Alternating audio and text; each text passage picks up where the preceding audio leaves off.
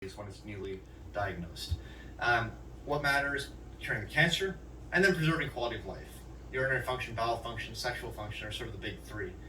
Um, but the important point to stress here again is that inappropriate care can never be high quality by definition. No matter how perfectly I do the surgery, put in the seeds, get the external beam radiation, if you didn't need the treatment, it was not a good quality treatment by definition. Now we are getting some evidence more recently of of learning which treatments are most effective in which contexts. This is a large trial called Pivot, which was run in the VA. This was coincidentally or not so coincidentally run by a guy called Tim Wilt, who actually ran the task force recommendation against screening. So the Pivot trial tried to accrue 5,000 men to be randomized between surgery and watchful waiting within the VA. So they approached 13,000 men to find 5,000 who were eligible. They only got 700 to accept randomization. It's very hard, especially in the US, to get folks to accept that kind of a randomization. It's very hard. You're gonna flip a coin and get your prostate taken out or not. It's a difficult thing to sign up for. Although in other countries they're much more successful about doing this in the setting of true ambivalence. Okay, if I tell you we really don't know whether the right thing is to take out the prostate or not, which is actually the truth. So those are the videos that I watch and marathon. Uh, this is my first video taken. Well, of course, upon waking up. So nagtap na lang ako dahil yung buko gulo-gulo. I haven't taken a bath. Kasi ayoko na mag-set ng mga camera and then, I don't have time, to set it up and then look cute and seriously, I really don't care how I look like sa camera, no? So, as you can see, hindi ako nagbibihis, nakapantulog pa rin ako na sando. So, just to update you on my health blog. So, I've been watching so much about prostate enlargement and prostate cancer. So, because that really affects a lot of men, especially in my age. Uh, and it's something to share. Most people are ashamed. Most people are not even are hiding it. If they have like some what do you call this? Some abnormalities in their system. So with me, as you can see in my Facebook, YouTube, I'm so transparent. You, what you see is what you get. I have nothing else. I don't pretend. I don't promote people. I'm not biased. I'm not fanatic. That's it. I'm open to all like learnings and knowledge and logic. Which were in each individual is allowed to improve themselves until they die. Okay, all of us will die. So when the doctor told me, do you want to hear the no? Do you want to hear something? You don't want to hear what I'm going to say because nga, they were telling me that my prostate is way above. Not really way above. The normal is 4.0. I'm on 4.58. Okay, so I don't know that level. But there are men who has like PSA of 6, 7, 10, or 15. So those are really critical. So it's really mandatory, especially if you're. I think you have to start 35. 35, you have to start doing PSA every year. So what is PSA? It's prostate specific antigen. Okay? So mean to say, ito yung nagbibigay or an indicator that something is wrong with your prostate.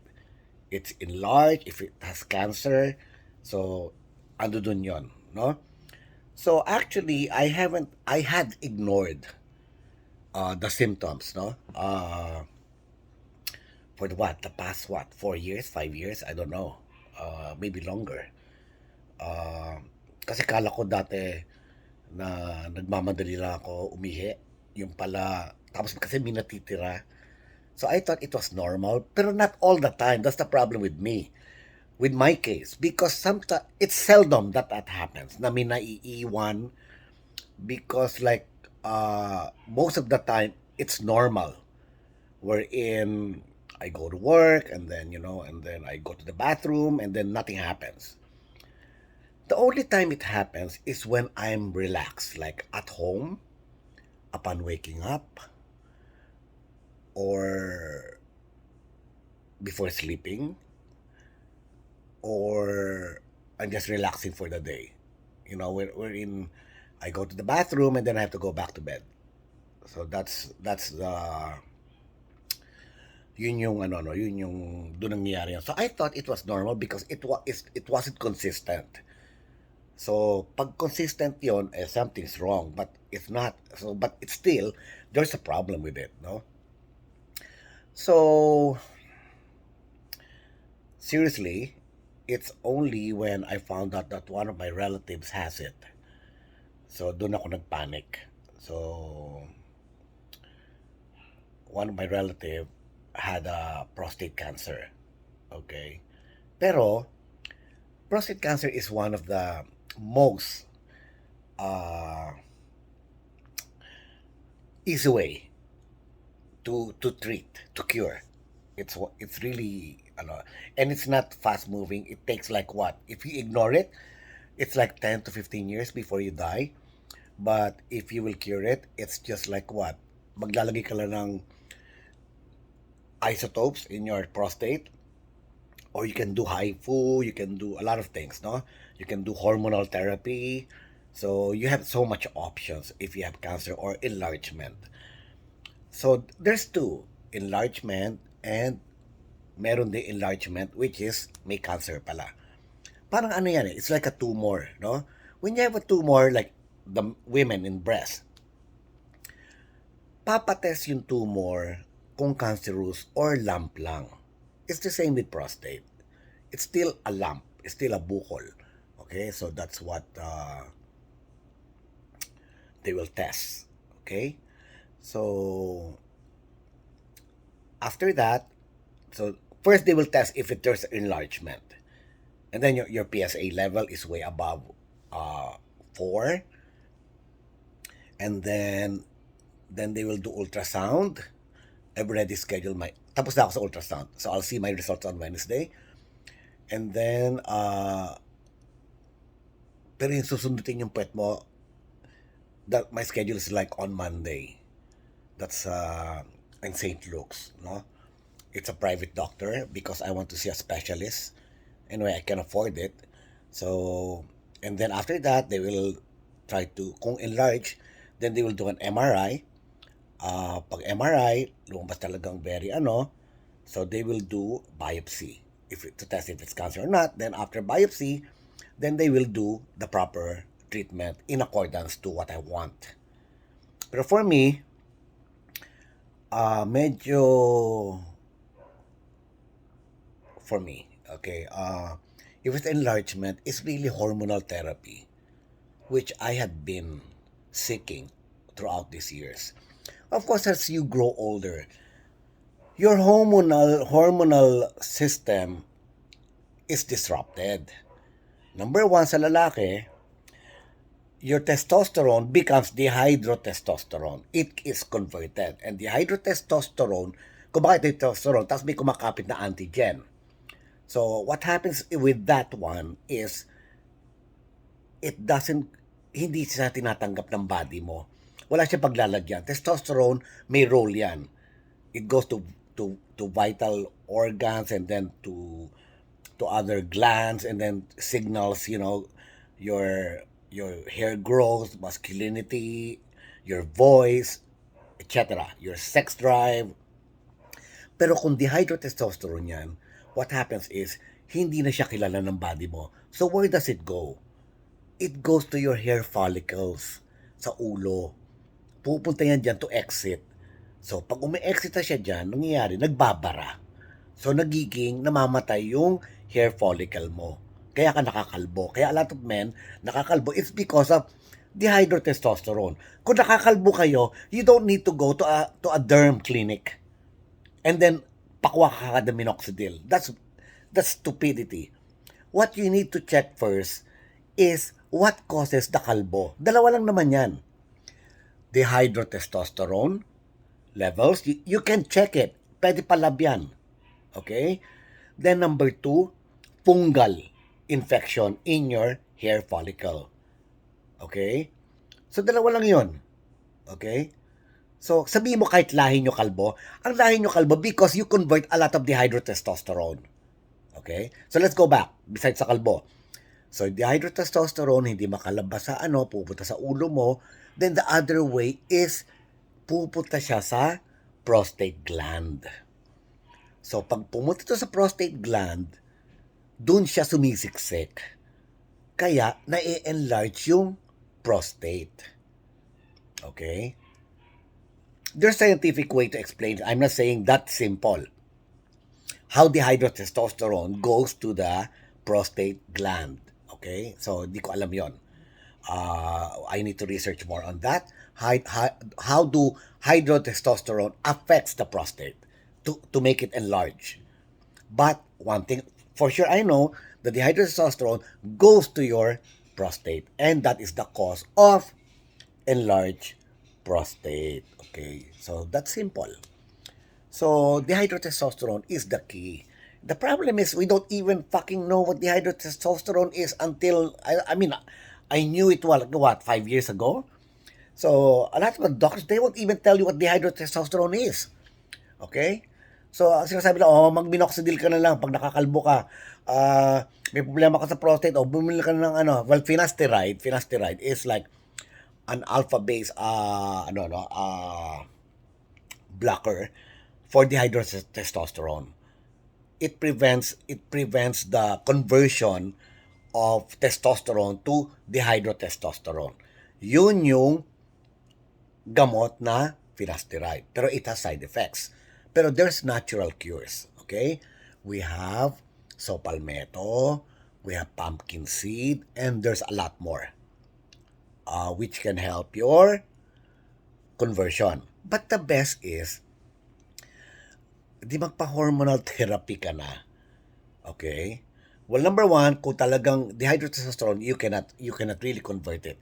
All you can do with hormonal therapy is to increase your testosterone and lower your estrogen level. Because that's also another theory wherein in men, if the estrogen goes up, it affects the prostate. And it causes prostate enlargement. Okay? So, that is what we're tackling. So, let's see. I'll have an appointment in St. Luke's on Monday with a specialist urologist. And then on Friday, I'll have my reading with MaxiCare by HMO na super bagal. Puros appointment. I mean to say, ando doon na yung reading mo, putya, pagkuha mo ng reading mo, dapat meron doktor na magre-read. Hindi, appointment ka na naman. So, it's kind of stupid, you know. Anyway, so, kaya nga sila HMO di ba? So, they wanna go with, pahirapan ka. No? Pahirapan ka, poor service. So, that's what you get with HMO, with primary care. Okay? Unlike if you pay a doctor. So, for me, wag na kayong magtipid sa consultation. Magbayad na lang kayo sa specialist. Magkano lang? 1.5? Di ba? Now, if they have other procedures done like MRI, biopsy, or treatment of if ever that's cancer, then pwede naman sagutin ng HMO, ng primary care nyo yun, or HMO. Okay? So, the laboratory test and the treatment can be paid by the So, the consultation, imagine mo pipila pa ako sa doktor. How many days bago ako mag-schedule? Unlike yung private doctor, tatawag ko, pwede na mas doc ngayon. O, pwede na. So, punta ka na, tapos na. Hindi ka na nag-iisip for 1 week, ano ba problema ko? So, that's the difference, no? So, I've spoken about prostate, I've spoken about hormonal therapy, I've spoken about primary care, and It's something that you need to ano, no? So last time was mostly cholesterol, and then I found out I'm gonna do another vlog in regards to cholesterol. This is getting longer. So let's just discuss prostate. Dalawa lang problema ko.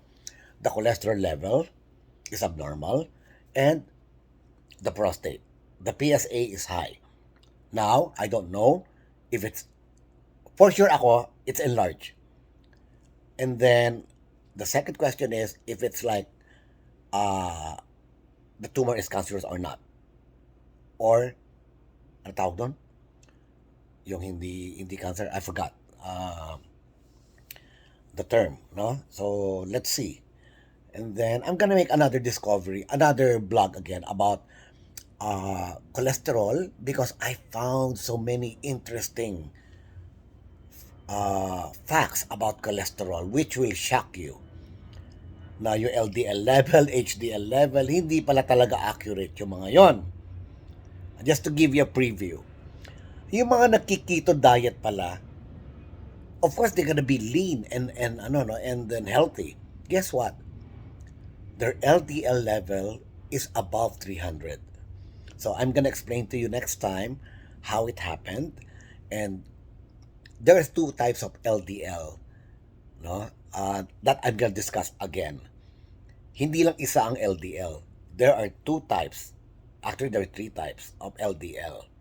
So, masasabi mo na doon, one is good because it carries the the cholesterol in controlling the fats in your body, burning it. So, the number two is the oxidized LDL. Okay? Ibig sabihin, na-oxidize siya ng sugar, kinapitan ng sugar, and then na-oxidize. Kumbaga parang kinalawang, and then, so that LDL, wala na pupuntahan sa body mo like dihydrotestosterone. Ang dami niyan. Have you heard about zombie cells? I'm gonna discuss that also sa ibang vlog. Zombie cells are the cells in our body that doesn't die or it doesn't, usually our cells, di ba? Yung bago, ginagawa niya, nag-i-split siya to create another cell. Etong zombie cells, hindi na siya nag-i-split. Andun lang siya, pero hindi siya namamatay. So, the problem is, it goes in the body, and that's one theory kung bakit daw tayo nagkaka-cancer. Because yung mga yon, that's the one na nagpo-form, and then parang nagiging zombie siya na kinakain yung laman natin. Okay, so that's very interesting. I'm sorry, nanginginig yung kamay ko. I'm not, kasi nag-coffee ako, no? So, I'll see you again. You have to wait for what, sayang itong mga research ko if I'm not gonna share it. I want to share it to all of you. Para, I think, yung sakit ko, sakit ng lahat. Sakit nyo. You know that. Pero minsan ayaw nyo aminin. Dahil ayaw nyo magpa-test, you cannot accept the fact. Ako, I face problems. I face facts. I face death every day. If I'm gonna die, I'm gonna die. Wala ka magagawa. Okay? Lahat naman tayo mamamatay. Ba't ka matatakot? Di ba? Matatakot ka lang if you're not prepared kasi hindi mo ginagawa yung dapat mong gawin. Like settling your property, settling your money, yung iniwan mo, weakling pa rin, hindi pa rin siya marunong tumira sa mundong to. So, yung mga yon, so you can work it out before you die, no? So everything will be normal. Pero pa yung pag-uusapan natin na you have to enjoy life before you die. Okay? So that's it for prostate. I'll update you. Siguro makikipagtalo pa ako sa mga doktor sa St. Luke's and sa MaxiCare. Requesting for hormonal therapy which is seldom done in this country. Okay? Thank you. Bye.